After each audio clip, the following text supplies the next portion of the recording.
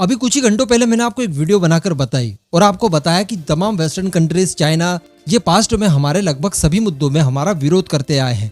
लेकिन दुनिया में दो देश ऐसे थे जो कि भारत के समर्थन में लगातार खड़े होते थे, जिसमें एक नाम इजराइल का है तो दूसरा नाम आज के रशिया और कल के यूएसएसआर का है। यूएसएसआर ने न जाने कितने बार अपनी वीटो पावर से भारत को बचाया है। मैंने इन सभी इंसिडेंट्स के बारे में आपको बताया भी था। लेकिन दोस्तों, आपने देखा होगा कि लगातार भारत के पास्ट में फ्रांस भारत का विरोध करता आया है। यूएनएससी में कोई भी मुद्दा भारत के खिलाफ आया हो, कोई भी प्रस्ताव आया हो, तो उसके पक्ष में ही फ्रांस वोट करता था। हालांकि फिर भी मैं आपको बता दूं कि इसके बावजूद फ्रांस से हमारे रिलेशनशिप अमेरिका और यूके जैसे देशों की तुलना में ज्यादा अच्छे रहे हैं। इसका कारण था कि भारत फ्रांस से डिफेंस डील्स कई सारी कर चुका है। सबसे बड़ा उदाहरण अगर देखा जाए तो मिराज 2000 रहा है। मिराज 2000 हमने फ्रांस से ही खरीदे हैं। ऐसी परिस्थिति में फ्रांस भारत के साथ तो था, लेकिन इतना भी ज्यादा मुखर नहीं था जिस तरह का यूएसएसआर या फिर इजराइल रहा है।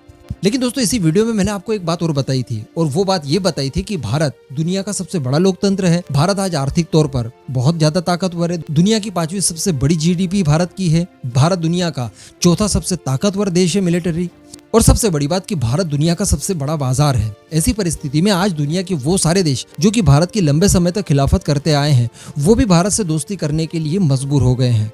खासकर अगर बात की जाए फ्रांस की, तो इस समय भारत के सबसे क्लोज अगर कोई नया देश आ रहा है तो वो है फ्रांस। जब से भारत और फ्रांस के बीच में रफाल्स की डील हुई है, उसके बाद तो यकीन मानिए दोनों देशों के बीच में जितने भी पुराने मतभेद वगैरह थे वो सारे खत्म हो गए हैं। रफाल एक्चुअली भारत और फ्रांस के बीच की एक कड़ी साबित हुआ है, जो कड़ी दोनों ही देशों को आपस में जोड़ती है। इसी के साथ साथ अभी हमने आपको कुछ समय पहले ही खबर दी थी कि भारत ने इंजन को लेकर भी फ्रांस के साथ डील की है। कुछ समय के बाद में वो ऑफिशियली अनाउंस भी कर दी जाएगी, लेकिन ये बात कंफर्म हो चुकी है। इसी के आगे अगर देखा जाए तो आने वाले समय में संभवतः हम लोग 114 रफाल और खरीद सकते हैं एमआरएफए प्रोग्राम के तहत।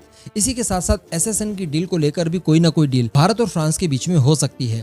तो ये सारी चीजें मैंने आपको बताई भारत के पॉइंट ऑफ व्यू से कि भारत के लिए फ्रांस कितना ज्यादा इंपॉर्टेंट है इस समय। लेकिन अगर बात की जाए फ्रांस की, तो फ्रांस की पॉइंट ऑफ व्यू से भी भारत सबसे ज्यादा इंपॉर्टेंट है।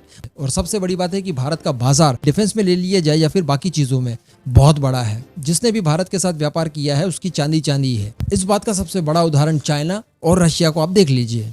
इसी के साथ साथ दोस्तों, इंडो पैसिफिक की बात की जाए तो इस समय फ्रांस का कोई भी अपना यहाँ पर मौजूद नहीं है, केवल भारत है।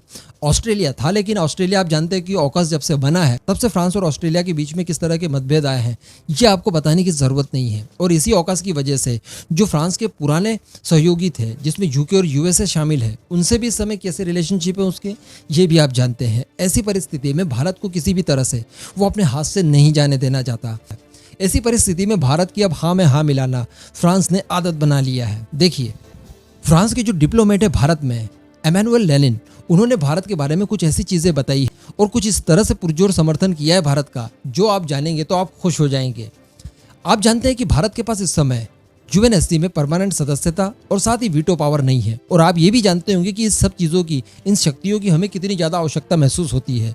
इंटरनेशनली कोई भी बड़ा फैसला लिया जाए उसमें भारत की भागीदारी नहीं हो सकती इन सब चीज़ों के बिना। तो ऐसी परिस्थिति में भारत काफी समय से प्रयासरत है कि भारत को यूएनएससी में परमानेंट सदस्यता और वीटो पावर मिल जाए, और भारत इसके लिए डिजर्व करता भी है। उन्होंने कहा है कि भारत इंटरनेशनली जो कुछ भी कहता है वो दुनिया सुनती है। जी हाँ, वो दुनिया सुनती है जो भी भारत कहता है। इंटरनेशनली भारत का किस तरह से स्टैंड होना चाहिए, भारत किस तरह से निर्णय ले दूसरों के मामले में, इन सब की समझ भारत को है। और किसी भी दूसरे देश को ये नहीं बनता है कि वो इसे सिखाए। यानी भारत को आप ज्ञान ना दीजिए, भारत खुद ज्ञानी है, वो ये कहना चाहते हैं भारतीय लैंग्वेज में अगर कहा जाए तो। इसी के साथ साथ उन्होंने ये भी कहा कि भारत की महत्वाकांक्षाएं हम जानते हैं, भारत भी अंतर्राष्ट्रीय तौर पर निर्णय लेने में सक्षम हो, इस तरह की अपेक्षा भारत करता है। इस वजह से भारत को यूएनएससी में परमानेंट सदस्यता और वीटो पावर मिलनी चाहिए। और फ्रांस उन देशों में शामिल है जो कि भारत को इस तरह की शक्तियां प्रदान करने के लिए सबसे बड़ा समर्थक है। यानी फ्रांस भारत को वीटो पावर मिले, यूएनएससी में परमानेंट सदस्यता मिले, इसके लिए पुरजोर समर्थन करता है। भाई, ये बात कहने की देर थी, उसके बाद तो पूछे ही मत आप। यकीनन इसका बहुत इम्पैक्ट पड़ने वाला है। अगर भारत को परमानेंट सदस्यता मिल सकती है तो उसके लिए सबसे ज्यादा जरूरी है जो ऑलरेडी परमानेंट सदस्यता ले चुके हैं 5 देश, उनका समर्थन, जहां पर हमें रशिया का पूरा समर्थन हासिल है। रशिया कभी भी भारत को अपोज नहीं करेगा, अब फ्रांस भी नहीं करेगा, उसने तो खुलेआम समर्थन दे दिया है बिना मांगे। अमेरिका का भी कुछ इसी तरह का स्टैंड रहने वाला है भारत को लेकर। अमेरिका भी समझ चुका है कि भारत को इस तरह की शक्तियां सौंपना बहुत ज्यादा जरूरी है।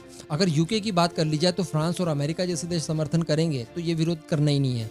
इसे भी पता चल चुका है कि अब भारत का समर्थन करना ही उसके पक्ष की बात है। इस वजह से अब वो भी पक्ष में आ जाएगा। केवल और केवल चाइना का कांटा बचता है। चाइना चाहे तो अपोज कर सकता है और करेगा ही ऑब्वियसली। तो यहाँ पर भी हमें कोई ना कोई डिप्लोमेसी करनी होगी, जिस वजह से भारत को यूएनएससी में परमानेंट सदस्यता और साथ ही साथ वीटो पावर भी मिल जाए। इन सब के लिए फ्रांस का एक बार फिर से बहुत बहुत धन्यवाद। बाकी इस पूरे मुद्दे पर आपका जो भी मानना हो नीचे कमेंट करके जरूर बताइए।